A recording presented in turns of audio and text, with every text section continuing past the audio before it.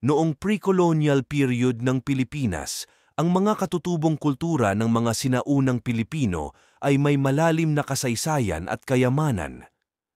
Ang mga Pilipino ay namuhay sa mga pamayanan at komunidad na may sariling sistema ng pamumuhay at pamamahala. Ang mga pre-colonial na pamayanan ay binubuo ng iba't ibang tribong umiiral sa mga pagitan ng mga pulo.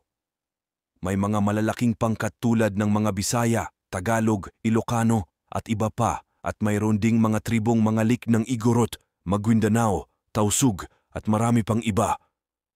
Sa larangan ng ekonomiya, ang mga pre-colonial na taga-Pilipinas ay nakatutok sa agrikultura, pangangaso, pangingisda at pagmimina. Ang kanilang mga pamayanan ay may mga sistemang barter kung saan naglalakbay ang mga mangangalakal upang makipagpalitan ng mga produkto.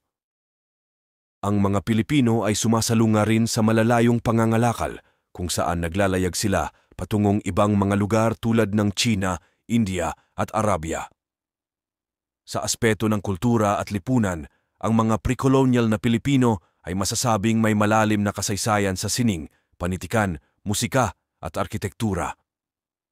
Ang mga babaylan o albularyo ay namamayani bilang mga pangunahing guro, doktor o kahalili ng relihiyon. Ang mga sinaunang Pilipino ay may sariling panitikan tulad ng epiko tulad ng Biyag ni Lamang at Hudhud ng mga Ifugao. Ang mga pre-colonial na Pilipino ay naniniwala sa mga kaluluwa at mga espiritu at ang kanilang mga ritual at seremonya ay nagpapakita ng malalim na paggalang at paniniwala sa kanilang mga Diyos at Diyosa.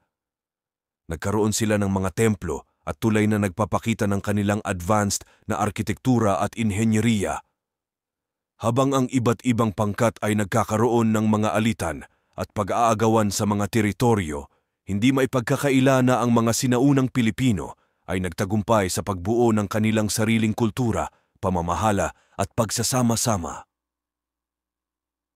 Ang pre-colonial period ng Pilipinas ay patunay ng kanilang lakas at pagsasama-sama bilang isang bansa na may malawak na kasaysayan at kultura bago ang pagdating ng mga dayuhan.